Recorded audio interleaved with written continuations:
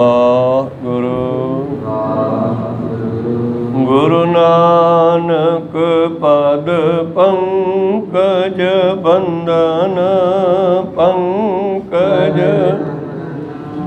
ਸਿਮਰੋ ਅੰਗਦ ਦੁਖ ਨਿਕੰ ਗੁਰੂ ਅਮਰਦਾਸ ਹਿਰਦੈ ਨਿਤ ਧਿਆਉ ਹਿਰਦੈ ਨਿਤ ਸ਼੍ਰੀ ਗੁਰੂ ਰਾਮਦਾਸ ਗੁਣ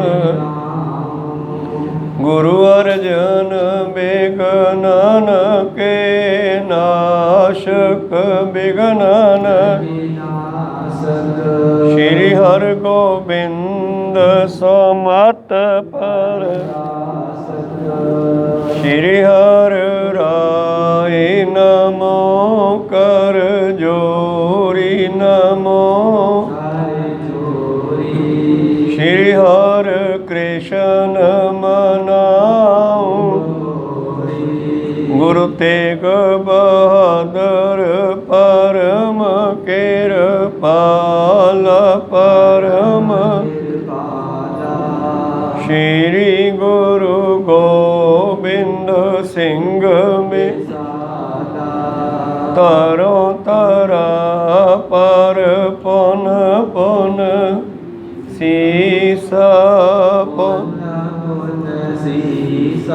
ਬੰਦੋ ਬਾਰ ਬਾਰ ਜਗਦੀਸਾ ਏਕ ਓੰਕਾਰ ਸਤਿਗੁਰੂ ਵਾਹਿਗੁਰੂ ਜੀ ਕੀ ਫਤਿਹ ਹੈ ਵਾਹਿਗੁਰੂ ਜੀ ਕੀ ਫਤਿਹ ਹੈ ਦੋਹਰਾ ਗਿਆਨੀ ਗਿਆਨੀ ਜੋਗ ਤਰ ਕਰਮੀ ਸੋ ਕ੍ਰਿਤ ਮਦ ਉਤਨਾ ਹੀ ਲਿਖਿਆ ਸਹੀ ਜੇ ਗੁਰ ਸ਼ਰਧਾ ਸਿਧ। ਵਾਹਿਗੁਰੂ ਜੀ ਕਾ ਖਾਲਸਾ ਵਾਹਿਗੁਰੂ ਜੀ ਕੀ ਫਤਿਹ। ਆਓ ਗੁਰੂ ਪਿਆਰੇ ਗੁਰੂ ਸਵਾਰੇ ਸਤਸੰਗੀ ਜਣੋ, ਰੋਜ਼ਾਨਾ ਦੀ ਤਰ੍ਹਾਂ ਪਾਤਸ਼ਾਹ ਜੀ ਕੀ ਅਪਾਰ ਕਿਰਪਾ ਬਖਸ਼ਿਸ਼ ਦਾ ਸਦਕਾ ਪਿਛਲੇ ਪਹਿਰਾਂ ਦੇ ਦੀਵਾਨ ਸਜਾਉਂਦੇ ਹੋਏ ਆਪ ਜੀ ਗੁਰੂ ਚਰਨਾਂ ਵਿਖੇ ਹਾਜ਼ਰੀਆਂ ਲਵਾ ਰਹੇ ਹੋ। ਆਓ ਲੜੀਵਾਰ ਇਤਿਹਾਸ ਦੀ ਕਥਾ ਵਿਚਾਰ ਨਾਲ ਜੁੜਨਾ ਕਰੀਏ ਜੀ। ਆਪਾਂ ਵਿਚਾਰਾਂ ਸਰਵਣ ਕਰ ਰਹੇ ਹਾਂ ਜਦੋਂ ਧੰਨ ਧੰਨ ਸ਼੍ਰੀ ਗੁਰੂ ਗੋਬਿੰਦ ਸਿੰਘ ਮਹਾਰਾਜ ਜੀ ਨੇ ਜਪਜੀ ਸਾਹਿਬ ਦੇ ਮਹਾਤਮ ਅਤੇ ਉਹਦੇ ਅਰਥ ਕਰਕੇ ਸੰਗਤਾਂ ਨੂੰ ਦੱਸਣੇ ਕੀਤੇ।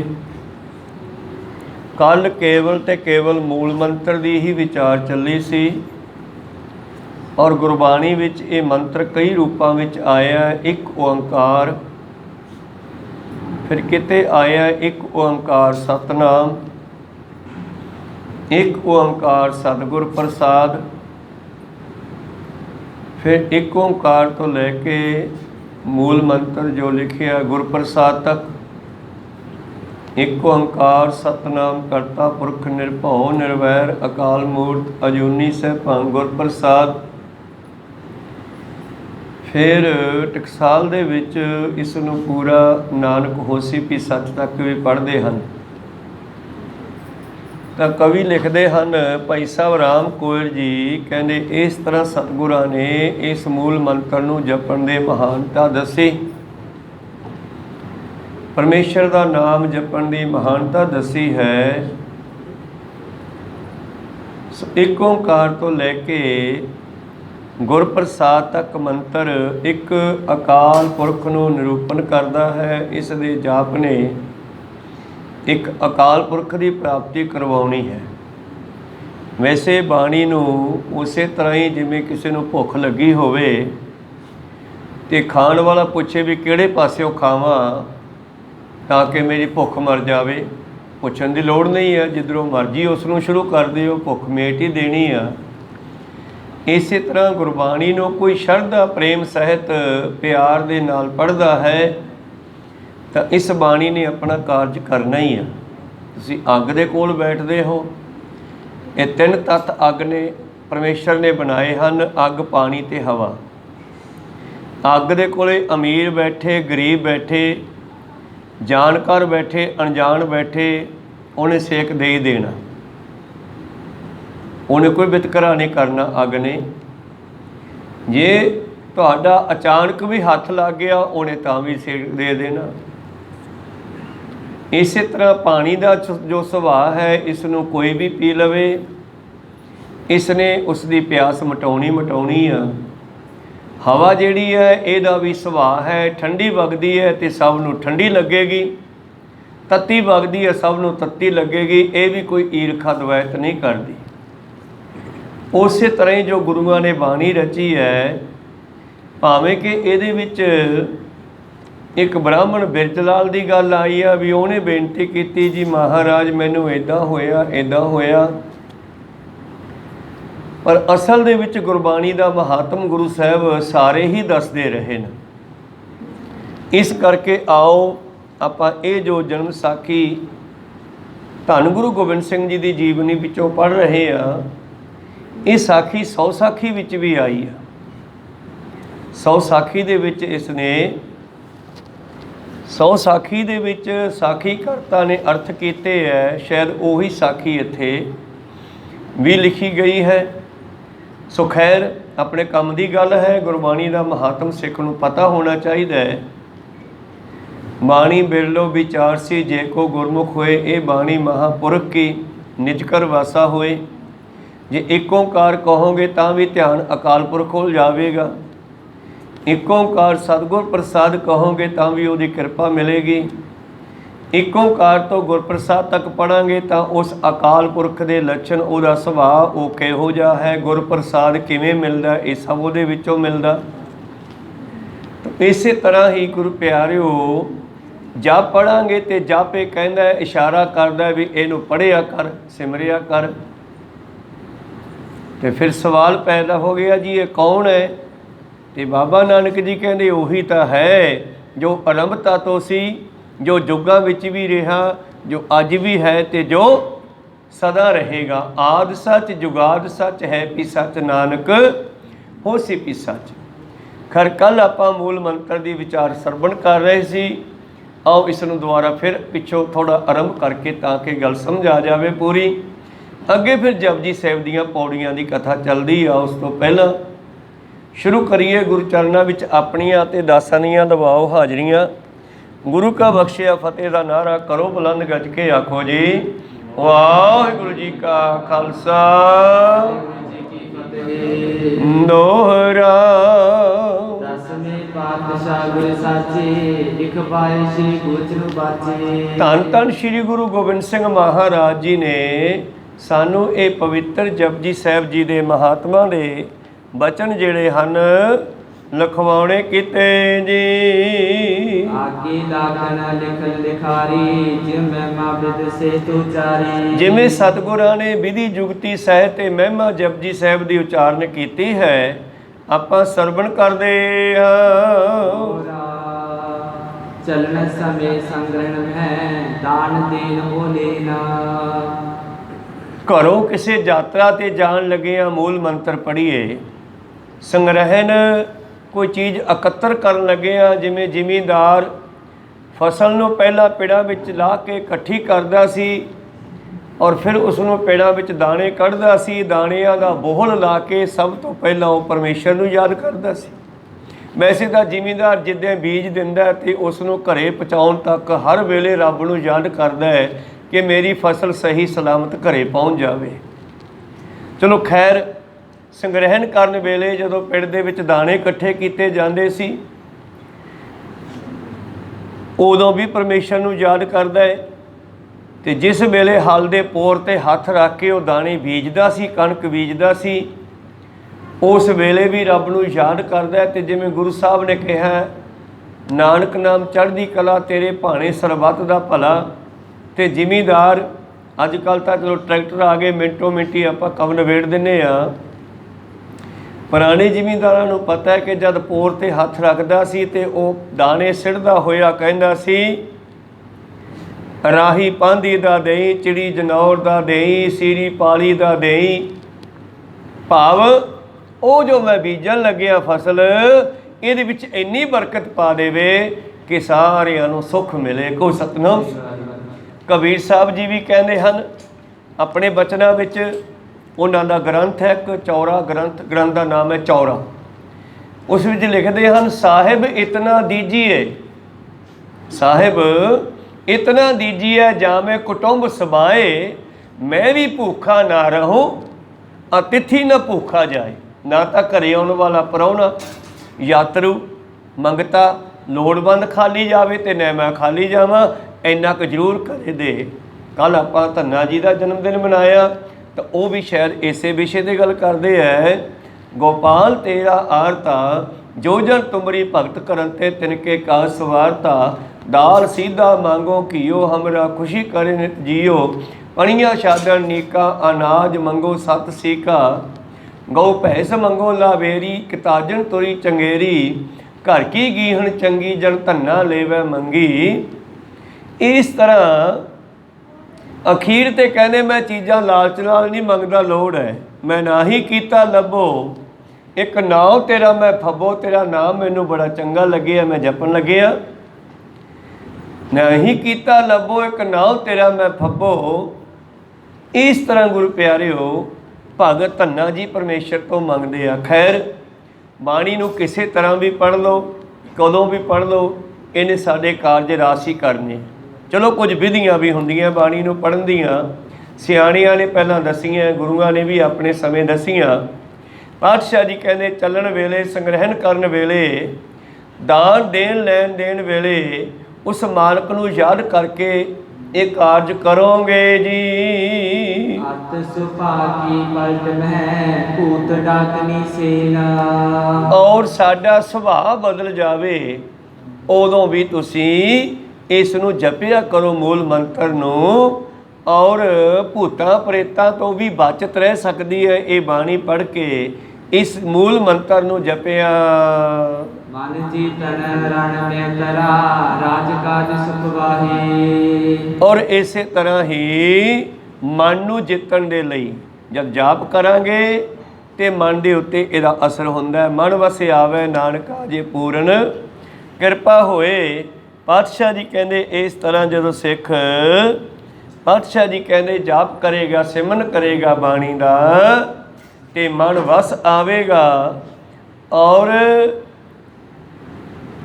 ਰਣ ਮਹਿ ਜੰਗ ਦੇ ਮੈਦਾਨ ਵਿੱਚ ਧਰਤੀ ਤੋਂ ਆਕਾਸ਼ ਤੱਕ ਕਿਤੇ ਵੀ ਹੋਵੇਂ, ਰਾਜ ਕਾਜ ਸੁਖ ਵਾਹੇ। ਰਾਜਨੀਤੀ ਦੇ ਕਾਰਜਾਂ ਵਿੱਚ ਵੀ ਇਹ ਬਾਣੀ ਸੁੱਖ ਦੇਣ ਵਾਲੀ ਹੈ। ਮੇਲ ਜੋਲ ਕਰਨਾ ਹੋਵੇ, ਜਿਵੇਂ ਵਿਆਹ ਦੇ ਵਿੱਚ ਮਿਲਣੀ ਹੁੰਦੀ ਹੈ, ਦੋ ਰਿਸ਼ਤੇਦਾਰਾਂ ਦਾ ਸੰਬੰਧ ਹੁੰਦਾ ਹੈ, ਉਸ ਵੇਲੇ ਵੀ ਪਰਮੇਸ਼ਰ ਨੂੰ ਯਾਦ ਕਰੋ। ਤੇ ਵੈਸੇ ਖਾਲਸੇ ਨੂੰ ਬੋਲਾ ਹੀ ਐਸਾ ਦੇ ਦਿੱਤਾ ਹੈ ਕਿ ਰੱਬ ਯਾਦ ਆਉਂਦਾ, ਅਸੀਂ ਕਿਸੇ ਨੂੰ ਵੀ ਮਿਲੀਏ ਤੇ ਗੱਜ ਕੇ ਬੁਲਾਉਣੇ ਆ, ਵਾਹਿਗੁਰੂ ਜੀ ਕਾ ਖਾਲਸਾ ਵਾਹਿਗੁਰੂ ਜੀ ਕੀ ਫਤਿਹ। ਪਰਮੇਸ਼ਰ ਯਾਦ ਆਇਆ ਹੈ। ਤੇ ਦਾਨ ਦੇਣ ਵੇਲੇ ਵੀ ਪਰਮੇਸ਼ਰ ਨੂੰ ਯਾਦ ਕਰੋ, ਤੇਰਾ ਤੁਝ ਕੋ ਸੌਂਪਤੇ ਕਿਆ ਲਾਗੈ ਮੇਰਾ। ਭਾਵ ਉਸ ਵੇਲੇ ਇਹ ਨਾ ਕਹੋ ਕਿ ਮੈਂ ਦੇ ਰਿਹਾ, ਫਿਰ ਤੈਨੂੰ ਉਹਦਾ ਭੋਗਣਾ ਪਊਗਾ। ਜੇ ਤੂੰ ਇਸ ਨੂੰ ਪਰਮੇਸ਼ਰ ਦਾ ਜਾਣ ਕੇ ਦੇਵੇਂ ਤਾਂ ਫਿਰ ਤੈਨੂੰ ਭੋਗਣ ਵਾਸਤੇ ਨਹੀਂ ਆਉਣਾ ਪਵੇਗਾ। ਚੰਗੇ ਤੇ ਮਾੜੇ ਕਰਮ ਦੋਨੇ ਭੋਗਣੇ ਪੈਂਦੇ ਆ। ਚੰਗਾ ਕਰਮ ਇਹ ਸਮਝ ਲਓ ਸੋਨੇ ਦੀ ਬੇੜੀ ਆ, ਤੇ ਮਾੜਾ ਕਰਮ ਲੋਹੇ ਦੀ ਬੇੜੀ ਆ, ਤੇ ਬੇੜੀਆਂ ਤਾਂ ਦੋਨੇ ਨੁਕਸਾਨਦਾਈ ਆ। ਕੋਈ ਸਤਨਾਮ। ਸੋਨਾ ਵੀ ਧਾਤੂ ਹੈ, ਲੋਹਾ ਵੀ ਧਾਤੂ ਹੈ। ਇਸ ਕਰਕੇ ਦੋਨੇ ਹੀ ਤਰ੍ਹਾਂ ਦੇ ਕਰਮਾਂ ਨੂੰ ਭੋਗਣ ਵਾਸਤੇ ਜੀਵ ਨੂੰ ਕੋਈ ਨਾ ਕੋਈ ਜਨਮ ਚੱਕਣਾ ਪੈਂਦਾ। ਮਾੜੇ ਕਰਮਾਂ ਵਾਸਤੇ ਮਾੜੇ ਜਨਮ, ਚੰਗੇ ਕਰਮਾਂ ਵਾਸਤੇ ਵੀ ਕੋਈ ਨਾ ਕੋਈ ਜਨਮ ਲੈਣਾ ਪੈਂਦਾ। ਤਾਂ ਤੇ ਤੇਰਾ ਤੁਝ ਕੋ ਸੌਂਪਤੇ ਕਿਆ ਲਾਗੈ ਮੇਰਾ, ਕਬੀਰ ਸਾਹਿਬ ਜੀ ਦਾ ਸੋਹਣਾ ਬਚਨ ਹੈ। ਸਤਿਗੁਰੂ ਪਾਤਸ਼ਾਹ ਜੀ ਇਸੇ ਕਰਕੇ ਦਸਵਾਂ ਦਸੌਂਧ ਕਢਾਉਂਦੇ ਆ। ਜਦ ਆਪਾਂ ਗਿਣ ਕੇ ਦਸਵਾਂ ਦਸੌਂਧ ਕੱਢ ਕੇ ਪਾਸੇ ਰੱਖਤਾ, 100 ਚੋਂ 10 ਤੇ 1000 ਚੋਂ 100 ਰੁਪਈਆ, ਫਿਰ ਉਹ ਕਿਹਦਾ ਹੋ ਗਿਆ? ਗੁਰੂ ਦਾ। ਤੇ ਜਦ ਤੁਸੀਂ ਉਹ ਕਿਸੇ ਨੂੰ ਦੇਵੋਗੇ ਤੇ ਤੁਹਾਡੇ ਮਨ 'ਚ ਹੰਕਾਰ ਤਾਂ ਨਹੀਂ ਆਊਗਾ ਮੈਂ ਦੇ ਰਿਹਾ, ਕਿਉਂਕਿ ਤੁਹਾਡਾ ਹੈ ਹੀ ਨਹੀਂ ਉਹ ਤਾਂ ਗੁਰੂ ਦਾ ਹਿੱਸਾ ਕੱਢਿਆ। ਉਹਨੂੰ ਕਿਸੇ ਵੀ ਲੋੜਵੰਦ ਦੀ ਮਦਦ ਕੀਤੀ ਜਾ ਸਕਦੀ ਆ ਉਹਦੇ ਨਾਲ। ਸਤਿਗੁਰਾਂ ਨੇ ਕਿਹਾ ਗਰੀਬ ਦਾ ਮੂੰਹ ਗੁਰੂ ਦੀ ਗੋਲਕ ਹੈ। ਉਹ ਕੱਢਿਆ ਹੋਇਆ ਦਸਵਾਂ ਦਸੌਂਦ ਹੈ ਜਿਹੜਾ, ਉਹਨੂੰ ਤੁਸੀਂ ਜਿੱਥੇ ਵੀ ਲੋੜ ਸਮਝੋ, ਜਿੱਥੇ ਵੀ ਜ਼ਰੂਰਤ ਸਮਝੋ ਉੱਥੇ ਵਰਤ ਸਕਦੇ ਹੋ, ਔਰ ਤੁਹਾਡੀ ਉਹ ਪ੍ਰਵਾਨ ਹੋਣੀ ਹੈ ਗੱਲ। ਇਸ ਕਰਕੇ ਸਤਿਗੁਰੂ ਪਾਤਸ਼ਾਹ ਜੀ ਕਹਿੰਦੇ ਦਾਨ ਲੈਣ ਦੇਣ ਵੇਲੇ ਵੀ ਇਹ ਜ਼ਰੂਰ ਪਰਮੇਸ਼ਰ ਨੂੰ ਯਾਦ ਕਰੋ, ਲੈਣ ਵਾਲਾ ਵੀ ਉਹਦਾ ਸ਼ੁਕਰੀਆ ਕਰੇ ਕਿ ਮਹਾਰਾਜ ਤੇਰੀ ਕਿਰਪਾ ਨਾਲ ਮਿਲਿਆ, ਅਤੇ ਦੇਣ ਵਾਲਾ ਵੀ ਸ਼ੁਕਰੀਆ ਕਰੇ ਕਿ ਤੇਰੀ ਦਾਤ ਹੈ, ਤੈਨੂੰ ਸੌਂਪ ਰਿਹਾ।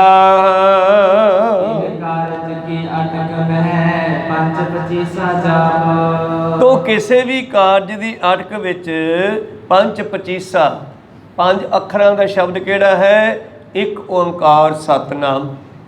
25 ਅੱਖਰ ਹਨ ਇੱਕ ਓਂਕਾਰ ਤੋਂ ਲੈ ਕੇ ਗੁਰਪ੍ਰਸਾਦ ਤੱਕ। ਜੇ ਕੋਈ ਇਸ ਦਾ ਜਾਪ ਕਰਦਾ ਹੈ ਤਾਂ ਕੋਈ ਵੀ ਅੜਿਆ ਕਾਰਜ ਹੋ ਜਾਵੇਗਾ।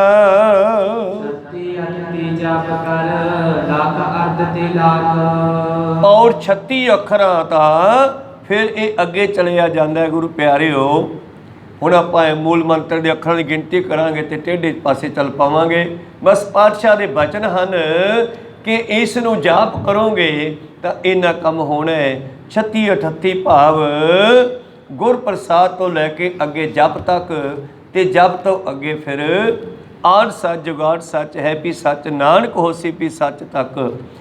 ਭਾਵ ਜਿਵੇਂ ਰੋਟੀ ਦੀ ਬੁਰਕੀ ਕਿਧਰੋਂ ਵੀ ਖਾਈਏ, ਭੋਜਨ ਨੂੰ ਕਿਧਰੋਂ ਵੀ ਖਾਈਏ, ਉਹ ਫਾਇਦਾ ਕਰਦਾ ਹੈ। ਬਾਣੀ ਜਿੰਨੀ ਵੀ ਪੜ੍ਹਾਂਗੇ ਉਹਦਾ ਫਾਇਦਾ ਹੀ ਫਾਇਦਾ ਹੈ। ਚਲੋ ਭਾਈ ਸਾਹਿਬ ਜੀ ਨੇ ਉਚਾਰਨ ਕੀਤੇ, ਰਾਮ ਕੋਇਰ ਜੀ ਲਿਖਵਾ ਰਹੇ ਨੇ, ਕਹਿੰਦੇ ਜੇ ਕੋਈ ਇਹਨਾਂ ਨੂੰ ਜਪਣਾ ਕਰਦਾ ਹੈ 36 38 ਜਾਪ ਕਰ, ਲੱਖ ਅਰਧ ਤੇ ਲੱਖ, ਲੱਖ ਸਵਾ ਲੱਖ।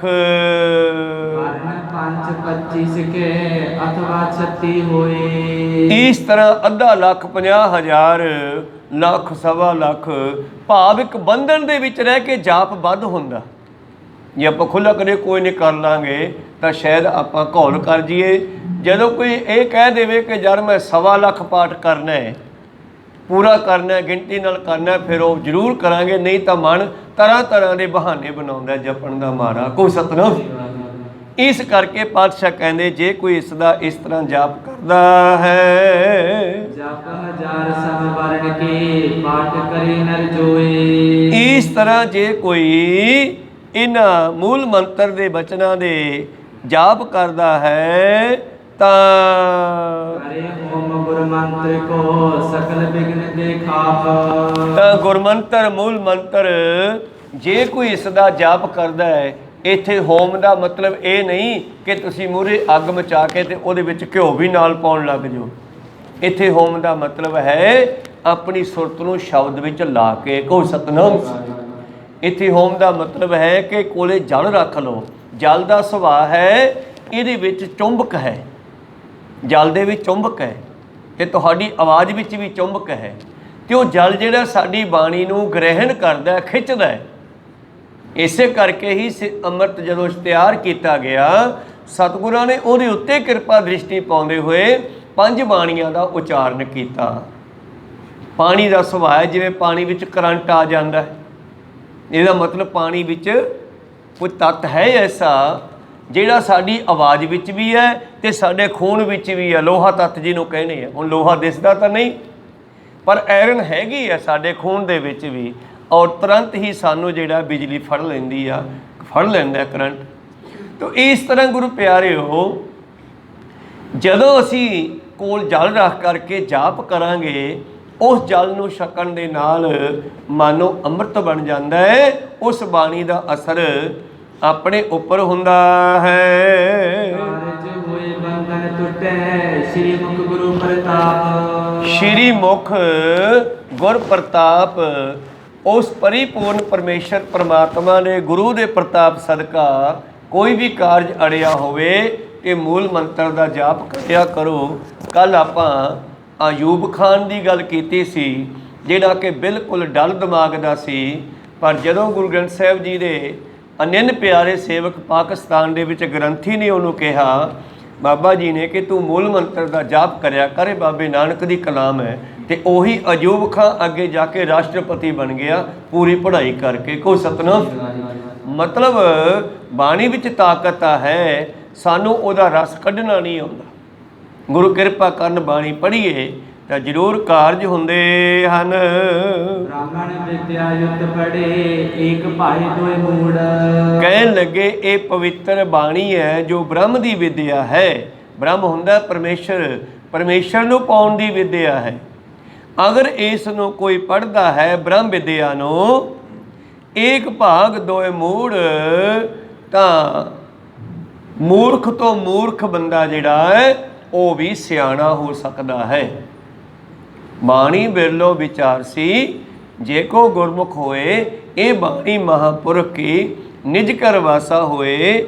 ਇਹ ਬਾਣੀ ਨੂੰ ਜੇ ਕੋਈ ਪੜ੍ਹਦਾ ਹੈ, ਵਿਚਾਰਦਾ ਹੈ, ਜੇ ਗੁਰੂ ਪਿਆਰਿਓ ਸਿੱਧਾ ਸਾਦਾ ਵੀ ਇਹਨੂੰ ਪੜ੍ਹਨ ਲੱਗ ਜਾਵੇ ਤੇ ਸੁਣਿਆ ਦੁੱਖ ਪਾਪ ਕਾ ਨਾਸ, ਇਹ ਵੀ ਬਾਣੀ ਦੀਆਂ 4 ਪੌੜੀਆਂ, ਉਹਨਾਂ ਵਿੱਚ ਵੀ ਬਾਣੀ ਨੂੰ ਪੜ੍ਹਨ ਦਾ ਤੇ ਸੁਣਨ ਦਾ ਪਾਤਸ਼ਾਹ ਨੇ ਭਾਵ ਰੱਖਿਆ।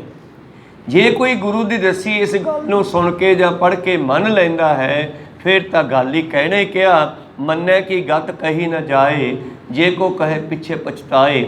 ਮੰਨੈ ਸੁਰਤ ਹੋਵੇ ਮਨ ਬੁੱਧ, ਜੇ ਕੋਈ ਇਸ ਨੂੰ ਸੁਰਤ ਕਰਕੇ ਪੜ੍ਹਦਾ ਤੇ ਆਪਣੇ ਮਨ ਵਿੱਚ ਵਸਾਉਂਦਾ ਹੈ, ਉਸ ਦੀ ਬੁੱਧੀ ਤੇਜ਼ ਹੋ ਸਕਦੀ ਹੈ। ਮੰਨੈ ਸਗਲ ਭਵਨ ਕੀ ਸੁਧ, ਉਸ ਦੇ ਅੰਦਰ ਬ੍ਰਹਮ ਗਿਆਨ ਅੰਤਰਜਾਮਤਾ ਵੀ ਆ ਸਕਦੀ ਹੈ। ਸਗਲ ਭਵਨ, ਸਾਰੀ ਧਰਤੀ ਤੇ ਕਿੱਥੇ ਕੀ ਹੋ ਰਿਹਾ ਇਹ ਬਾਣੀ ਦੇ ਜਾਪ ਨਾਲ ਹੋ ਸਕਦਾ ਹੈ। ਕੋ ਸਤਨਾਮ। ਪਰ ਜੇ ਕੋਈ ਪੜ੍ਹੇ ਵਿਚਾਰੇ ਤਾਂ ਫੇਰ ਹੀ ਗੱਲ ਹੈ ਨਾ। ਇਸ ਕਰਕੇ ਬਾਬਾ ਜੀ ਕਹਿੰਦੇ ਹਨ, ਜੇ ਕੋਈ ਇਸ ਨੂੰ ਆਪਣੀ ਜ਼ਿੰਦਗੀ ਵਿੱਚ ਧਾਰਨ ਕਰੇ, ਮਹਿਮਾ ਸਾਧੂ ਸੰਗ ਕੀ ਸੁਣਿਓ ਮੇਰੇ ਮੀਤਾ। ਸਾਧੂਆਂ ਦੀ ਸੰਗਤ ਦੀ, ਬਾਣੀ ਦੀ ਸੰਗਤ ਵੀ ਸਾਧੂਆਂ ਦੀ ਸੰਗਤ ਹੈ, ਤੇ ਸਾਧੂਆਂ ਦੀ ਸੰਗਤ ਕਰਨੀ, ਉਹਨਾਂ ਦੇ ਬਚਨਾਂ ਦੀ ਸੰਗਤ ਕਰਨੀ ਹੈ। ਫੋਟੋ ਨੂੰ ਧੂਫ ਨਹੀਂ ਦੇਣੀ। ਕੋ ਸਤਨਾਮ ਸ੍ਰੀ। ਗੁਰਬਾਣੀ ਦੀ ਸੰਗਤ ਆਪਾਂ ਕਰਦੇ ਹਾਂ ਤੇ ਗੁਰੂ ਪਿਆਰਿਓ 15 ਭਗਤ, 10 ਭੱਟ, 6 ਸਤਿਗੁਰੂ, 4 ਗੁਰਮੁਖਾਂ ਦੀ ਸੰਗਤ ਵੀ ਨਾਲ ਕਰ ਰਹੇ ਆ, ਉਹਨਾਂ ਦੇ ਬਚਨਾਂ ਦੀ ਸੰਗਤ। ਕਿਉਂਕਿ ਸਤਿਗੁਰਾਂ ਨੇ ਬਚਨ ਹੀ ਤਾਂ ਸੁਣਾਏ ਸੀਗੇ। ਜਦੋਂ ਸਰੀਰ ਕਰਕੇ ਸਾਡੇ ਕੋਲ ਸਨ ਉਦੋਂ ਵੀ ਬਚਨ ਮੰਨਦੇ ਸੀ, ਤੇ ਅੱਜ ਵੀ ਉਹਨਾਂ ਦੇ ਬਚਨ ਸਾਡੇ ਕੋਲ ਹਨ। ਇਸ ਕਰਕੇ ਮਹਿਮਾ ਸਾਧੂ ਸੰਗ ਕੀ ਸੁਣਿਓ ਮੇਰੇ ਮੀਤਾ। ਮਿੱਤਰੋ, ਰੱਬ ਦੇ ਪਿਆਰਿਆਂ ਦੀ ਸੰਗਤ ਕਰਨ ਦੀ ਕੀ ਮਹਿਮਾ ਹੈ। ਖਲ ਚਤਰ ਬਕੀਤਾ, ਖਲ ਮੂਰਖ, ਚਤਰ ਬਖਤਾ ਬਣ ਗਿਆ, ਲੋਕਾਂ ਨੂੰ ਸਮਝਾਉਣ ਵਰਗਾ ਬਣ ਗਿਆ। ਕੋ ਸਤਨਾਮ। ਤ੍ਰਿਣਮੇਰ ਦਖੀਤਾ, ਪਹਾੜ ਨੂੰ ਵੀ ਜਿਵੇਂ ਤਿਨਕੇ ਉੱਤੋਂ ਟੱਪ ਜਾਈਦਾ ਐ ਪਾਰ ਹੋ ਜਾਵੇ। ਕੋ ਸਤਨਾਮ।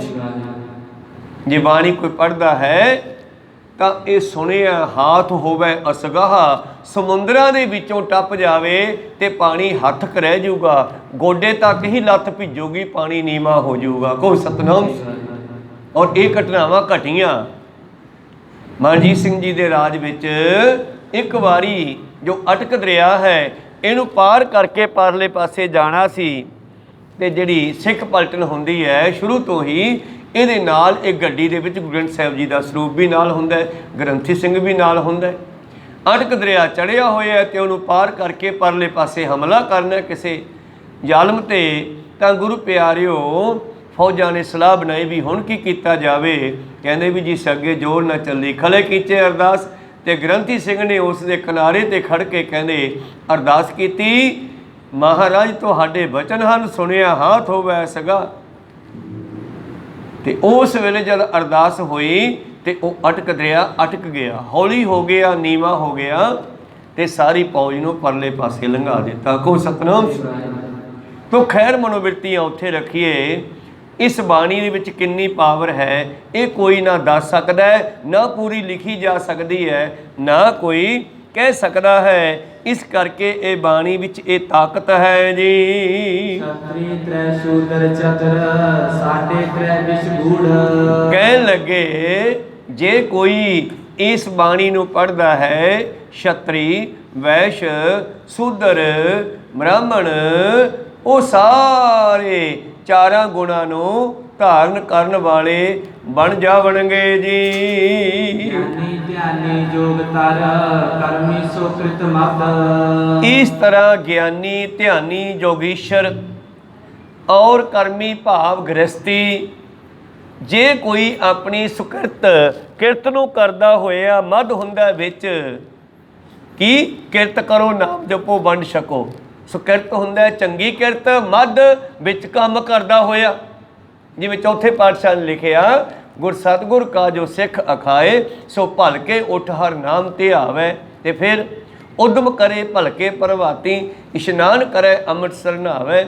ਫਿਰ ਚੜ੍ਹੇ ਦਿਵਸ ਗੁਰਬਾਣੀ ਗਾਵੇ, ਬਹਿੰਦਿਆਂ ਉੱਠਦਿਆਂ ਹਰ ਨਾਮ ਤੇ ਆਵੇ। ਸੋ ਕਿਰਤ ਮੱਧ, ਕਿਰਤ ਵੀ ਮਾੜੀ ਨਾ ਹੋਵੇ, ਚੰਗੀ ਕਿਰਤ ਉਹਦੇ ਵਿੱਚ ਰਹਿੰਦਾ ਹੋਇਆ ਜੇ ਕੋਈ ਮੂਲ ਮੰਤਰ ਦਾ ਜਾਪ ਨਾਲ ਕਰੇ ਜੀ। ਉਤਨਾ ਹੀ ਲਿਖਿਆ ਸਹੀ ਜੇ ਗੁਰ ਸ਼ਰਧਾ ਸਿੱਧ। ਗੁਰੂ ਤੇ ਪੂਰਨ ਸ਼ਰਧਾ ਹੋਵੇ ਤੇ ਜਿਤਨਾ ਮੂਲ ਮੰਤਰ ਸਤਿਗੁਰਾਂ ਨੇ ਲਿਖਣਾ ਕੀਤਾ ਹੈ, ਜੇ ਕੋਈ ਇਸ ਨੂੰ ਜਾਪ ਕਰਦਾ ਹੈ ਤੇ ਉਹ ਸਿੱਧ ਹੋ ਸਕਦਾ ਹੈ। ਸੁਣਿਆ ਸਿੱਧ ਪੀਰ ਸੁਰਨਾਥ, ਸੁਣਿਆ ਧਰਤ ਧਵਲ ਆਕਾਸ਼। ਇਹ ਮੂਲ ਮੰਤਰ ਦੀ ਮਹਿਮਾ ਧੰਨ ਗੁਰੂ ਨਾਨਕ ਗੁਰੂ ਗੋਬਿੰਦ ਸਿੰਘ ਜੀ ਮਹਾਰਾਜ ਦੱਸ ਰਹੇ ਹਨ। ਸਿੱਖੋ, ਜੇ ਕੋਈ ਇਸ ਬਾਣੀ ਨੂੰ ਪੜ੍ਹਦਾ ਤੇ ਸੁਣਦਾ ਹੈ, ਉਹ ਸਿੱਧ ਬਣ ਸਕਦਾ ਹੈ, ਭਾਵ ਉਹਦੇ ਅੰਦਰ ਰਿੱਧੀਆਂ ਸਿੱਧੀਆਂ ਸਾਰੀਆਂ ਤਾਕਤਾਂ ਆ ਸਕਦੀਆਂ। ਜਿਸ ਤਰ੍ਹਾਂ ਔਰੰਗਜ਼ੇਬ ਨੇ ਇੱਕ ਵਾਰੀ ਹਰ ਰਾਏ ਸਾਹਿਬ ਨੂੰ ਸੁਨੇਹਾ ਭੇਜਿਆ, ਬਈ ਤੁਹਾਡੀ ਬਾਣੀ 'ਚ ਕੀ ਲਿਖਿਆ, ਅਸੀਂ ਇਹਦੇ ਬਾਰੇ ਜਾਣਕਾਰੀ ਲੈਣੀ ਹੈ, ਕਿੰਨੀ ਕੁ ਤਾਕਤ ਹੈ ਗੁਰੂ ਨਾਨਕ ਦੀ ਗੱਦੀ 'ਚ। ਤੇ ਉਹਨਾਂ ਨੇ ਰਾਮ ਰਾਏ ਨੂੰ ਪਾਵਰਾਂ ਦੇ ਕੇ ਭੇਜਤਾ, ਕਦੇ ਜਾ ਪੁੱਤਰ ਦੱਸ ਕੇ ਆਓ ਉਹਨਾਂ ਨੂੰ, ਪਰ ਗੁਰਮਤ ਤੋਂ ਬਾਹਰ ਨਹੀਂ ਜਾਣਾ ਕਦੇ ਵੀ। ਤਾਂ ਚਲੇ ਗਏ ਉਹਨਾਂ ਨੇ। ਫਿਰ ਉੱਥੇ ਜਿਵੇਂ ਪਿੱਛੇ ਆਪਾਂ ਹਰ ਰਾਏ ਸਾਹਿਬ ਦੀ ਕਥਾ ਦੇ ਵਿੱਚ ਇਹ ਸਾਰੀ ਕਥਾ ਕੀਤੀ ਆ, ਬੇਅੰਤ ਕਰਾਮਾਤਾਂ ਹੋਈਆਂ। ਉਹਨੂੰ ਆਪਾਂ ਕਰਾਮਾਤ ਕਹਾਂਗੇ ਨਾ, ਜਿਹੜੀ ਹੋਣੀ ਕੋ ਅਣਹੋਣੀ ਕਰਦੇ, ਅਣਹੋਣੀ ਕੋ ਹੋਣੀ, ਭਾਵ ਉੱਥੇ ਐਸੀਆਂ ਐਸੀਆਂ ਗੱਲਾਂ ਕੀਤੀਆਂ ਭਾਈ ਸਾਹਿਬ ਭਾਈ ਰਾਮ ਰਾਏ ਜੀ ਨੇ, ਜਿਹੜੀਆਂ ਕਿ ਆਮ ਕਿਸੇ ਤੋਂ ਹੋ ਨਹੀਂ ਸਕਦੀਆਂ। ਤੇ ਕੀਤੀਆਂ ਕਾਹਦੇ ਨਾਲ? ਗੁਰਬਾਣੀ ਦੇ ਪ੍ਰਤਾਪ ਨਾਲ। ਕਹੋ ਸਤਿਨਾਮ ਸ੍ਰੀ। ਤੇ ਜਿਹਦੇ ਵਿੱਚੋਂ ਮੈਂ ਤੁਹਾਨੂੰ ਇੱਕ ਦੱਸ ਦੇਵਾਂ ਕਿ ਔਰੰਗਜ਼ੇਬ ਦੇ ਕੋਲ ਇੱਕ ਹਾਜੀ ਆਇਆ ਮੱਕੇ ਤੋਂ ਮੁੜ ਕੇ, ਹਜ ਕਰਕੇ ਔਰੰਗਜ਼ੇਬ ਦੀ ਸਭਾ 'ਚ ਪਹੁੰਚੇ ਆ, ਜਿਹਦੇ ਵਿੱਚ ਵਜ਼ੀਰ ਮੰਤਰੀ ਸਾਰੇ ਬੈਠੇ ਆ। ਰਾਮ ਰਾਏ ਦਾ ਵੀ ਬੜਾ ਸਤਿਕਾਰ ਕਰਨ ਲੱਗ ਪਿਆ ਔਰੰਗਜ਼ੇਬ। ਉਹ ਰੋਜ਼ਾਨਾ ਕੋਈ ਨਾ ਕੋਈ ਕਰਾਮਾਤ ਵੇਖਦਾ, ਉਹਨਾਂ ਤੋਂ ਵਿਖਾ ਦਿੰਦੇ। ਉਹ ਹਾਜੀ ਨੇ ਆ ਕੇ ਆਪਣੀ ਬਦਲੀ 'ਚੋਂ ਝੋਲੇ 'ਚੋਂ ਇੱਕ ਫਲ ਕੱਢਿਆ, ਕਹਿੰਦੇ ਲਓ ਮਹਾਰਾਜ, ਇਹ ਫਲ ਮੱਕੇ ਤੋਂ ਲੈ ਕੇ ਆਂਦਾ ਹੈ, ਆਪ ਜੀ ਦੇ ਲਈ ਛਕੋ। ਜਿਵੇਂ ਅਸੀਂ ਹਜ਼ੂਰ ਸਾਹਿਬ ਦਾ ਪ੍ਰਸ਼ਾਦ ਲੈ ਆਉਣੇ ਆ, ਕਹਿੰਦਾ ਇਹ ਪ੍ਰਸ਼ਾਦ ਹੈ। ਕਹਿੰਦੇ ਔਰੰਗਜ਼ੇਬ ਨੇ ਉਹ ਫਲ ਹੱਥ ਵਿੱਚ ਫੜਿਆ, ਰਾਮ ਰਾਏ ਨੂੰ ਕਹਿੰਦਾ ਤੁਹਾਡੇ 'ਚ ਇੰਨੀ ਤਾਕਤ ਹੈ, ਐਸਾ ਫਲ ਮੱਕੇ ਤੋਂ ਮੰਗਾ ਦਿਓ। ਹਜੇ ਉਹਦੀ ਗੱਲ ਪੂਰੀ ਨਹੀਂ ਹੋਈ, ਭਾਈ ਸਾਹਿਬ ਨੇ ਖੀਸੇ 'ਚ ਹੱਥ ਪਾਇਆ ਤੇ ਕੱਢ ਕੇ ਹੱਥ, ਕਹਿੰਦਾ ਲਓ ਜੀ, ਹਾਂ ਤਾਂ ਪੁਰਾਣਾ ਹੋ ਗਿਆ, ਵਾਹਵਾ ਜੀ ਟੁੱਟਿਆ ਹੋਇਆ, ਆਹ ਤਾਜ਼ਾ ਟੁੱਟਿਆ ਹੋਇਆ, ਦੇਖੋ ਨਾਕੂ 'ਚੋਂ ਪਾਣੀ ਵੀ ਡਿੱਗ ਰਿਹਾ ਹੈ। ਕਹੋ ਸਤਿਨਾਮ। ਔਰੰਗਜ਼ੇਬ ਹੈਰਾਨ ਹੋ ਗਿਆ ਵੀ ਇੰਨੀ ਪਾਵਰ ਯਾਰ। ਉਹ ਤਾਂ ਹੱਜ ਕਰਨ ਜਾਣਗੇ, ਸਾਲ ਭਰ ਲੱਗ ਜਾਂਦਾ ਲਗਭਗ। ਪਹਿਲਾਂ ਚਲੋ ਅੱਜ ਚੱਲਦੇ ਨੇ, ਉਦੋਂ ਸਾਲ ਵਿੱਚ ਬੰਦਾ ਪਹੁੰਚਦੇ। ਬਾਬਾ ਨਾਨਕ ਜੀ ਗਏ ਨੇ ਉੱਥੇ। ਕਹੋ ਸਤਿਨਾਮ। ਬਾਬਾ ਨਾਨਕ ਜੀ ਅੱਖ ਦੇ ਫੁਰਨੇ ਵਿੱਚ ਪਹੁੰਚ ਗਏ। ਤੇ ਜਿਹੜੇ ਯਾਤਰੀ ਕਹਿੰਦੇ ਸੀ ਤੁਹਾਨੂੰ ਅਸੀਂ ਸਮੁੰਦਰੀ ਜਹਾਜ਼ 'ਚ ਬਿਠਾ ਕੇ ਨਹੀਂ ਲਿਜਾ ਸਕਦੇ, ਤੁਸੀਂ ਸਾਡੀ ਕੌਮ ਦੇ ਨਹੀਂ ਹੋ, ਸਾਨੂੰ ਉੱਥੋਂ ਝਿੜਕਾਂ ਪੈਣਗੀਆਂ ਸਾਡੇ ਵੱਡਿਆਂ ਤੋਂ। ਕਹਿੰਦੇ ਮਰਦਾਨਿਆਂ ਹੁਣ ਕੀ ਕਰੀਏ, ਇਹ ਤਾਂ ਲੈ ਕੇ ਨਹੀਂ ਜਾਂਦੇ ਨਾਲ, ਆਪਾਂ ਦਰਿਆ 'ਚੋਂ ਕਿਵੇਂ ਜਾਵਾਂਗੇ। ਭਾਈ ਮਰਦਾਨਾ ਜੀ ਪੂਰਨ ਸ਼ਰਧਾ ਨਾਲ ਕਹਿੰਦੇ ਜੀ ਤੁਹਾਨੂੰ ਕੌਣ ਰੋਕ ਸਕਦਾ, ਐਵੇਂ ਬੁਲਾਓ ਨਾ ਕਰੋ, ਭਾਵ ਤੁਸੀਂ ਐਵੇਂ ਬਹਾਨੇ ਨਾ ਬਣਾਓ ਨਾ ਜਾਣਦੇ, ਮੈਂ ਮੱਕਾ ਦੇਖਣਾ ਹੀ ਦੇਖਣਾ, ਮੈਨੂੰ ਮੱਕਾ ਦਿਖਾਓ, ਤੁਹਾਨੂੰ ਕੌਣ ਰੋਕ ਸਕਦਾ। ਅੱਛਾ ਚੰਗਾ, ਫਿਰ ਸ਼ਬਦ ਗਾ। ਭਾਈ ਮਰਦਾਨਾ ਜੀ ਨੇ ਸ਼ਬਦ ਗਾਉਣਾ ਸ਼ੁਰੂ ਕੀਤਾ, ਉਹਨਾਂ ਦੇ ਨੇਤਰ ਬੰਦ ਹੋ ਗਏ। ਤੇ ਜਦੋਂ ਹੀ ਸ਼ਬਦ ਪੂਰਾ ਕਰਕੇ ਮਰਦਾਨੇ ਨੇ ਨਮਸਕਾਰ ਕਰਕੇ ਸਿਰ ਤਾਂ ਚੱਕਿਆ, ਕਹਿੰਦੇ ਮਰਦਾਨਿਆ ਉਹ ਦੇਖਦਾ ਸਾਹਮਣੇ ਕੀ ਆ? ਕਹਿੰਦਾ ਜੀ ਉਹ ਤਾਂ ਮੱਕੇ ਵਾਲੇ ਬੁਰਜ ਲੱਗਦੇ ਆ ਮੈਨੂੰ। ਕੋ ਸਤਿਨਾਮ। ਆਪਾਂ ਪਹੁੰਚ ਵੀ ਗਏ। ਕਹਿੰਦੇ ਕਰਤਾਰ ਨੇ ਪਹੁੰਚਾਤੇ ਮਰਦਾਨਿਆ, ਵੇਖ ਉਹ ਸਾਹਮਣੇ ਮੱਕੇ ਦੇ ਬੁਰਜ ਦਿਸਦੇ, ਜਿਵੇਂ ਇਹਨਾਂ ਦੀ ਉਹ ਜਿਹੜੀਆਂ ਮਸੀਤਾਂ ਹਨ, ਵੱਡੇ ਵੱਡੇ ਉੱਚੇ ਉੱਚੇ ਬੁਰਜ ਬਣਾਏ ਹਨ, ਇੱਦਾਂ ਉੱਥੇ ਬਣੇ ਹੋਣਗੇ। ਤੇ ਮਰਦਾਨਾ ਕਹਿੰਦਾ ਜੀ ਇਹ ਤਾਂ ਮੱਕੇ ਦੇ ਬੁਰਜ ਲੱਗਦੇ ਆ। ਕਹਿੰਦੇ ਫਿਰ ਚੱਲ ਹੁਣ ਗਾਹਾਂ ਥੋੜ੍ਹਾ ਤੁਰ ਕੇ ਚੱਲ ਵੜਦੇ ਆ, ਇੱਥੋਂ ਤੱਕ ਪਰਮੇਸ਼ਰ ਨੇ ਪਹੁੰਚਾਤਾ ਆਪਾਂ ਨੂੰ, ਦਰਿਆ ਪਾਰ ਕਰਾਤਾ। ਕਹੋ ਸਤਿਨਾਮ। ਖੈਰ ਮਨੋਬਿਰਤੀਆਂ ਉੱਥੇ ਰੱਖੀਏ, ਸਾਚੇ ਸਹਿਬਾ ਕਿਆ ਨਾਹੀ ਘਰ ਤੇਰਾ, ਘਰ ਤਾਂ ਤੇਰਾ ਸਭ ਕੁਛ ਹੈ, ਜਿਸ ਦੇ ਸੋ ਪਾਵੇ। ਪ੍ਰੀਤਮ ਜੀ ਕਹਿੰਦੇ ਜੇ ਕੋਈ ਇਸ ਨੂੰ ਜਪਣਾ ਕਰੇ ਤਾਂ ਉਹ ਸਿੱਧ ਹੋ ਸਕਦਾ ਜੀ। ਗੁਰ ਪ੍ਰਸਾਦ ਲਗ ਮੁਕਤ ਮੈਂ ਪੰਜ ਗਿਆਨ ਕੀ ਜੋਗ। ਇਸ ਤਰ੍ਹਾਂ ਗੁਰ ਪ੍ਰਸਾਦ ਸ਼ਬਦ ਤੱਕ ਇਹ ਮੰਤਰ ਮੁਕਤੀ ਦਾਤਾ ਹੈ। ਪੰਜ ਅੱਖਰਾਂ ਦਾ ਇੱਕ ਓਂਕਾਰ ਸਤਨਾਮ ਇੰਨੇ ਜਪਦੇ ਰਹੋ ਤਾਂ ਤੁਹਾਡੇ ਅੰਦਰ ਗਿਆਨ ਪੈਦਾ ਹੋ ਸਕਦਾ ਹੈ। ਇੱਕ ਓਂਕਾਰ ਸਤਨਾਮ ਕਹਿਣ ਲੱਗੇ ਇਹ ਗਿਆਨ ਦੇਣ ਯੋਗ ਹੈ ਜੀ। ਹਿਰਦੇ ਸ਼ੋਧਨ ਸੰਗ੍ਰਹ ਮੈਂ 25 ਲੱਖ ਸੰਜੋਗ। ਹਿਰਦੇ ਦੀ ਸ਼ੁੱਧੀ ਕਰਨ ਦੇ ਲਈ ਪੂਰਾ ਮੂਲ ਮੰਤਰ ਪੜ੍ਹਨਾ ਕਰੋ 25 ਅੱਖਰਾਂ ਦਾ। ਪ੍ਰਥਮ ਮਾਰ ਜਨ ਓਮ ਬਿਦ ਲਿਖ ਕਰ ਸਭ ਸਮਝਾਏ। ਇਸ ਤਰ੍ਹਾਂ ਸਤਿਗੁਰੂ ਪਾਤਸ਼ਾਹ ਜੀ ਨੇ ਇਹ ਮੂਲ ਮੰਤਰ ਨੂੰ ਜਪਣ ਦੀਆਂ ਕੁਝ ਵਿਧੀਆਂ ਉਸ ਵੇਲੇ ਦੱਸੀਆਂ, ਜਿਹੜੀਆਂ ਕਿ ਗੁਰੂ ਗੋਬਿੰਦ ਸਿੰਘ ਜੀ ਦੀ 100 ਸਾਖੀ ਹੈ ਇੱਕ, ਉਹਦੇ ਵਿੱਚ ਵੀ ਹੈ। ਸ਼ਾਇਦ ਉਹ ਕਥਾ ਭਾਈ ਠਾਕਰ ਸਿੰਘ ਜੀ ਨੇ ਵੀ ਰਿਪੀਟ ਕਰਕੇ ਸੰਗਤਾਂ ਨੂੰ ਸੁਣਾਉਣੀ ਕੀਤੀ ਆ। ਖੈਰ ਮਨੋਬਿਰਤੀਆਂ ਉੱਥੇ ਰੱਖੀਏ। ਸਤਿਗੁਰੂ ਪਾਤਸ਼ਾਹ ਜੀ ਕਹਿੰਦੇ ਮਹਾਤਮ ਮੰਤਰ ਹੈ ਚਾਰ ਪਦਾਰਥ ਦਾਏ। ਤਾਂ ਇਹ ਹੈ ਮਹਾਮੰਤਰ। ਇਹ ਬਹੁਤ ਮਹਾਨ ਮੰਤਰ ਦਾ ਮਹਾਤਮ, ਬਹੁਤ ਵੱਡਾ ਮਹਾਤਮ ਹੈ ਇਸ ਮੂਲ ਮੰਤਰ ਦਾ। ਸਾਡੇ ਕੋਲੇ ਗੁਰਮੰਤਰ ਹੈ, ਇੱਕ ਮੂਲ ਮੰਤਰ ਹੈ ਤੇ ਇੱਕ ਮਾਲਾ ਮੰਤਰ ਹੈ। ਤੇ ਮਾਲਾ ਮੰਤਰ ਜਪਜੀ ਸਾਹਿਬ ਹੈ, ਗੁਰਮੰਤਰ ਵਾਹਿਗੁਰੂ ਹੈ ਤੇ ਮੂਲ ਹੁੰਦਾ ਮੁੱਢ ਜਿੱਥੋਂ ਸ੍ਰਿਸ਼ਟੀ ਪੈਦਾ ਹੋਈ, ਉਹ ਸਾਡੇ ਕੋਲ ਮੂਲ ਮੰਤਰ ਹੈ। ਇਸ ਕਰਕੇ ਜਦੋਂ ਕੋਈ ਇਸ ਨੂੰ ਜਪਣਾ ਕਰਦਾ ਹੈ ਤਾਂ ਉਸ ਨੂੰ ਸਾਰੇ ਪਦਾਰਥ, ਚਾਰ ਪਦਾਰਥ ਜੇ ਕੋ ਮੰਗੈ ਸਾਰ ਜਨਾ ਕੀ ਸੇਵਾ ਲਾਗੈ। ਜੇ ਕੋਈ ਦੁਨੀਆ ਵਿੱਚ ਸ਼ੋਭਾ ਭਾਲਦਾ ਹੈ ਤਾਂ ਉਹ ਪਰਮੇਸ਼ਰ ਦੇ ਨਾਮ ਨਾਲ ਜੁੜਨਾ ਕਰੇ। ਜੇ ਸੋਭਾ ਕੋ ਨਿਤ ਲੋੜੈ ਮੀਤ ਸੋ ਸੋਭਾ ਭਜ। ਇਸ ਤਰ੍ਹਾਂ ਹਰੀ ਦੇ ਚਰਨਾਂ ਦੇ ਨਾਲ ਜੁੜ ਕਰਕੇ ਜਿਹੜਾ ਹੈ ਨਿਤ ਜਪੀਏ ਤਾਂ ਸੰਸਾਰ 'ਚੋਂ ਵਡਿਆਈ ਕੀ ਸਭ ਕੁਝ ਮਿਲਦਾ ਹੈ। ਪਾਤਸ਼ਾਹ ਜੀ ਅੱਗੇ ਇੱਕ ਸ਼ਬਦ ਉਚਾਰਦੇ ਹਨ ਜੋ ਸ਼ਾਇਦ ਉਸ ਪੰਡਤ ਨੇ ਉਚਾਰਿਆ ਹੈ। ਮੂਲ ਮੰਤਰ ਦੇ ਉਹਨਾਂ ਸ਼ਬਦਾਂ ਨੂੰ ਲੈ ਕੇ ਪਰਮੇਸ਼ਰ ਨੂੰ ਨਮਸਕਾਰ ਕੀਤੇ ਹੈ। ਓੰਕਾਰ ਨਮః ਸਤਿ ਨਮଃ। ਹਾਂ, ਓੰਕਾਰ ਨਮః, ਓੰਕਾਰ ਨੂੰ ਨਮਸਕਾਰ ਹੈ। ਸਤਨਾਮ ਜਿਸ ਦਾ ਨਾਮ ਸਤ ਹੈ ਉਹ ਉਸ ਨੂੰ ਨਮਸਕਾਰ ਹੈ। ਭਗਤਾਏ ਨਮః, ਔਰ ਜੋ ਭਗਤਾਂ ਦੇ ਵਿੱਚ ਵਸਦਾ ਹੈ, ਪ੍ਰਭ ਜੀ ਬਸੇ ਸਾਧ ਕੀ ਰਸਨਾ, ਨਮਸਕਾਰ ਕੀਤੇ ਹੈ। ਨਾਰਾਇਣ ਨਮః ਵਾਖਿਆਏ ਨਮః, ਔਰ ਮੈਂ ਉਸ ਪਰਮੇਸ਼ਰ ਨੂੰ ਨਮਸਕਾਰ ਕਰਦਾ ਹਾਂ ਜੋ ਨਾਰਾਇਣ ਸਰੂਪ ਹੈ। ਪਰਮੇਸ਼ਰ ਦੇ ਬੇਅੰਤ ਨਾਮ ਹਨ। ਸਹਿਸਕ੍ਰਿਤੀ ਜਿਹੜੀ ਹੈ ਗੁਰਬਾਣੀ ਦੇ ਵਿੱਚ, ਉਹਦੇ ਵਿੱਚ ਵੀ ਪਰਮੇਸ਼ਰ ਦੇ ਨਾਮ ਹਨ। ਬੇਅੰਤ ਨਾਮ ਤਬ ਸਰਬ ਨਾਮ ਕਥਾ ਕਵਨ। ਜਾਪ ਸਾਹਿਬ ਦੇ ਵਿੱਚ ਵੀ ਗੁਰੂ ਗੋਬਿੰਦ ਸਿੰਘ ਜੀ ਨੇ ਬਹੁਤ ਸਾਰੇ ਨਾਮ ਦੇਣੇ ਕੀਤੇ ਹਨ ਰੱਬ ਦੇ। ਤੋ ਇੱਥੇ ਪਾਤਸ਼ਾਹ ਜੀ ਕਹਿੰਦੇ ਮੈਂ ਨਾਰਾਇਣ ਨੂੰ ਨਮਸਕਾਰ ਕਰਦਾ ਹਾਂ ਜੋ ਜਗ ਰੂਪ ਨੂੰ ਨਮਸਕਾਰ ਹੈ ਜੀ। ਕਰਤੈ ਨਮః ਰਖਤ੍ਰੇ ਨਮঃ, ਕਰਤਾ ਹੈ ਜੋ ਕਰਤਾ ਪੁਰਖ ਹੈ, ਸ੍ਰਿਸ਼ਟੀ ਨੂੰ ਬਣਾਉਣ ਵਾਲਾ, ਉਸ ਨੂੰ ਨਮਸਕਾਰ ਹੈ। ਜੋ ਆਪਣੇ ਭਗਤਾਂ ਦੀ ਰੱਖਿਆ ਕਰਨ ਵਾਲਾ ਹੈ ਉਹਨੂੰ ਨਮਸਕਾਰ ਹੈ। ਮਤਲਬ ਹਰ ਜੁਗ ਜੁਗ ਭਗਤੀ ਉਪਾਇਆ ਪੈ ਜੇ ਰੱਖਦਾ ਆਇਆ ਰਾਮ ਰਾਜੇ। ਇਹ ਮਹਿਮਾ ਸਾਰੀ ਪਰਮੇਸ਼ਰ ਦੀ ਹੈ।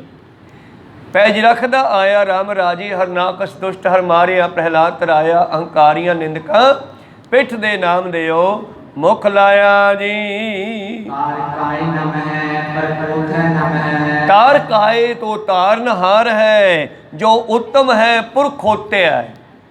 ਪੁਰਖ ਉੱਤਮ ਜਾਂ ਗੁਰੂ ਪਿਆਰਿਓ, ਪਰਮ ਪੁਰਖ, ਪਰਮ ਹੁੰਦਾ ਵੱਡਾ, ਪੁਰਖ ਹੁੰਦਾ ਪਰਮੇਸ਼ਰ। ਪਰਮੇਸ਼ਰ ਦੇ ਬੇਅੰਤ ਨਾਮ ਲੈ ਕੇ ਉਹਨੂੰ ਨਮਸਕਾਰ ਕੀਤੇ ਹੈ। ਰੁਕਮਾ ਕਰਤੁ ਨਮః ਆਤਮੇ ਨਮঃ, ਜੋ ਜੀਵ ਦੇ ਹਿਰਦੇ ਵਿੱਚ ਬੈਠ ਕੇ ਇਸ ਨੂੰ ਉਜਲਤਾ ਦੇਣ ਵਾਲਾ ਹੈ। ਕਿਉਂਕਿ ਉਹ ਕੀ ਹੈ? ਮੂਲ ਮੰਤਰ। ਤੇ ਮੂਲ ਮੰਤਰ ਦੇ ਵਿੱਚ ਕੀ ਹੈ? ਪਰਮੇਸ਼ਰ ਦੇ ਸਰੂਪ ਕੋ ਸਤਨਾਮ ਸ੍ਰੀ। ਇਸ ਕਰਕੇ ਉਸ ਨੂੰ ਨਮਸਕਾਰ ਹੈ ਜੋ ਜੀਵ ਦੇ ਹਿਰਦੇ ਨੂੰ ਪਵਿੱਤਰ ਕਰਨ ਵਾਲਾ ਹੈ ਔਰ ਜੋ ਆਕਾਸ਼ ਸਰੂਪ ਹੈ। ਪਰਮੇਸ਼ਰ ਦਾ ਇੱਕ ਸਰੂਪ ਕੀ ਹੈ? ਆਕਾਸ਼ ਰੂਪ।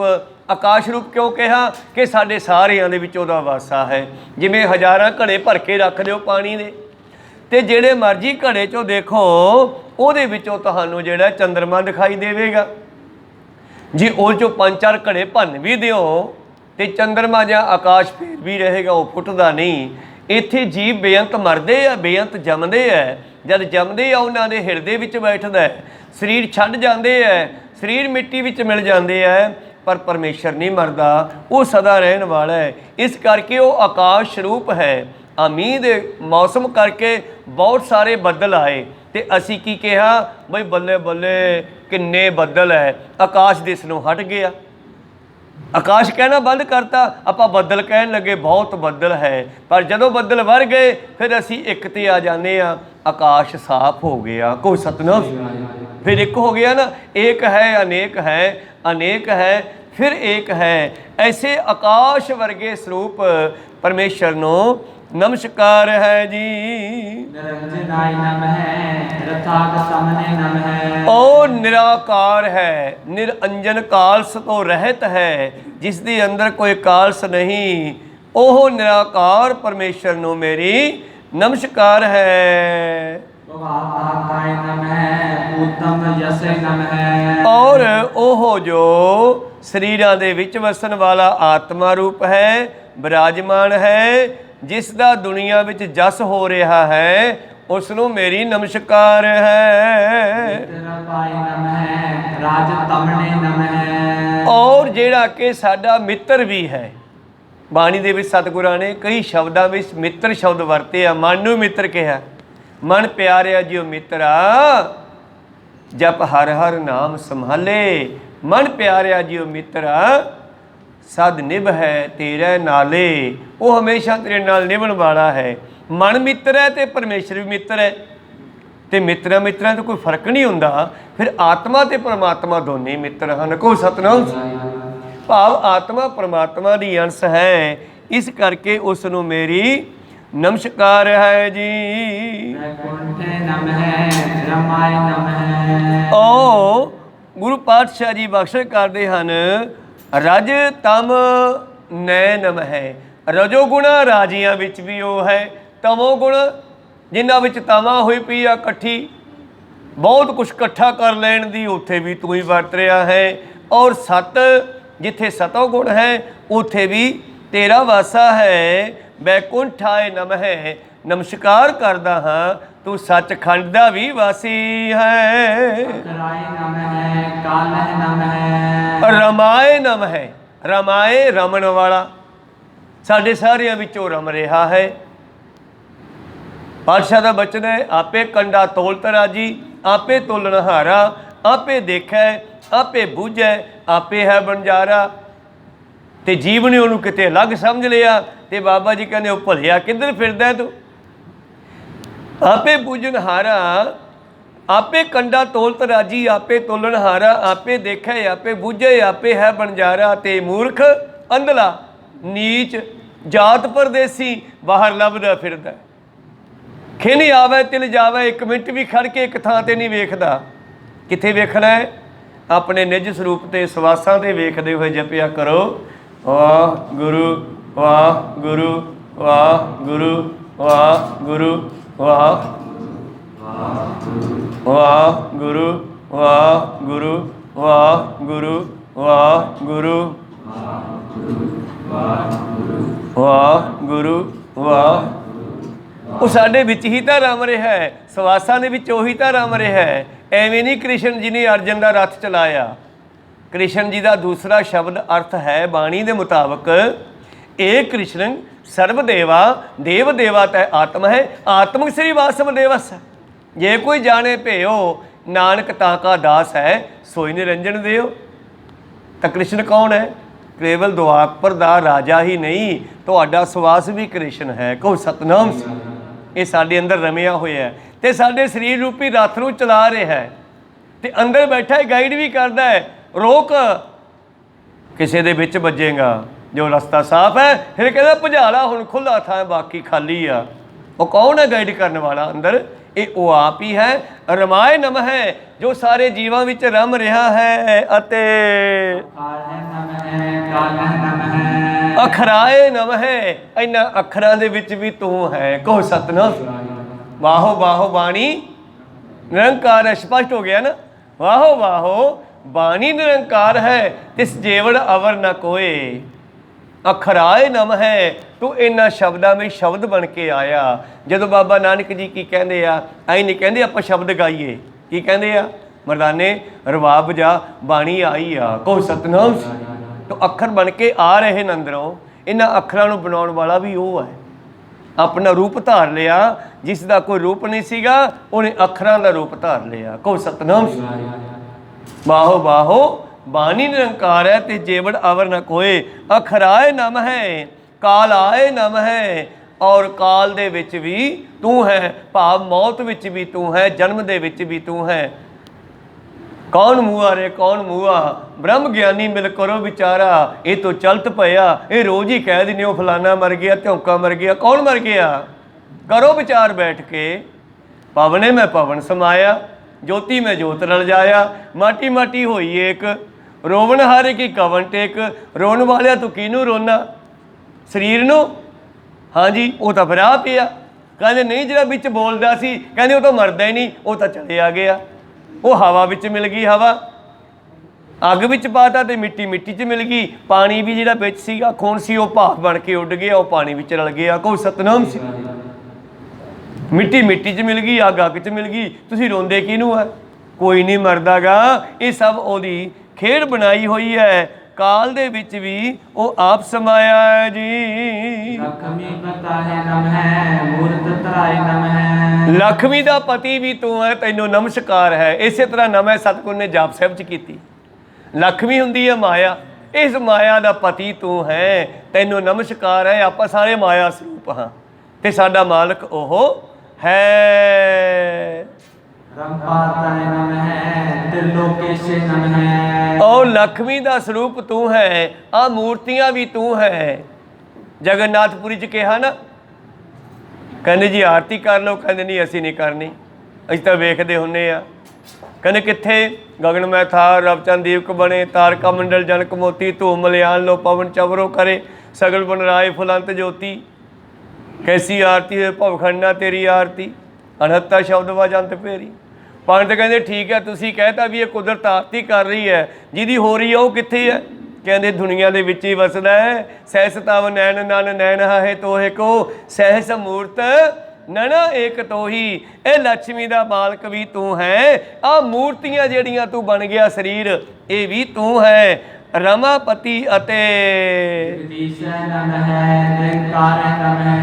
जगदीश जग दा मालक तू है। निराकार भी तू है, जदों नहीं दिसदा उदों भी तू है, जद कुछ भी ना होया फिर भी वो होवेगा।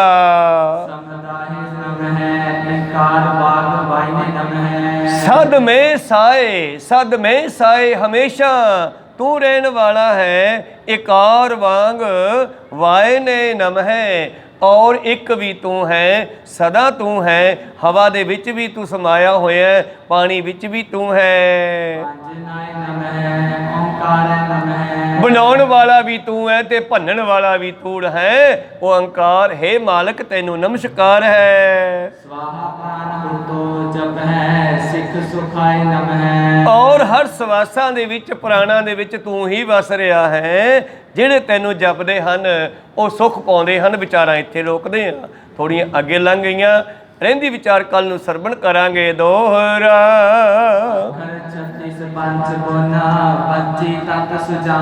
ਇਸ ਤਰ੍ਹਾਂ ਮੂਲ ਮੰਤਰ 36 ਅੱਖਰਾਂ ਦਾ ਭਾਈ ਸਾਹਿਬ ਜੀ ਨੇ ਲਿਖਿਆ ਹੈ।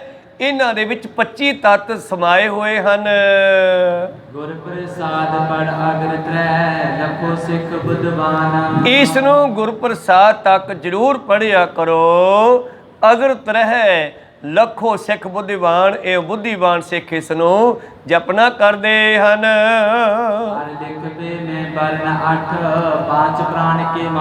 ਖੈਰ ਵਿਚਾਰ ਲੰਮੀ ਹੈ, ਸਮਾਂ ਜ਼ਿਆਦਾ ਹੋ ਜਾਣਾ, ਵਿਚਾਰਾਂ ਇੱਥੇ ਰੋਕਦੇ ਆ। ਇੱਥੋਂ ਕੱਲ ਨੂੰ ਚੱਕਾਂਗੇ ਆਪਾਂ ਵਿਚਾਰ। ਬੋਲਦਿਆਂ ਅਨੇਕਾਂ ਅੱਖਰ ਬਾਅਦ ਘਾਟ ਹੋ ਜਾਂਦੇ ਹਨ। ਸਿੱਖ ਸੰਗਤਾਂ ਦੇ ਸਤਿਗੁਰੂ ਬਖਸ਼ਣ ਜੋਗ ਹੈ, ਬਖਸ਼ ਲੈਣਾ ਜੀ। ਸਮਾਪਤੀ ਕਰੀਏ। हे अच्युत हे पार ब्रह्म अविनाशी, हे पूरन हे सर्व में, तास हे संगी हे निरंकार हे निर्गुण सब टेक हे गोबिंद हे गुण निधान जाहि सदा विवेक हे अपरंपर हर हरे हो बनहार हे संत कै सदा संग आधार हे ठाकुर हौं दासरो निर्गुण गुण नहीं कोई नानक दीजै नाम दान होए बरोए आए प्रभ शरणागति पानित दयाल एक अखर हर मन बसत होत निहाल एक अंकार सतगुर प्रसाद सच होए वाहिगुरु जी की फतेह है विनाशन सोए वाहिगुरु जी की फतेह है विनाशन सोए वाहिगुरु जी का खालसा वाहिगुरु जी की फतेह।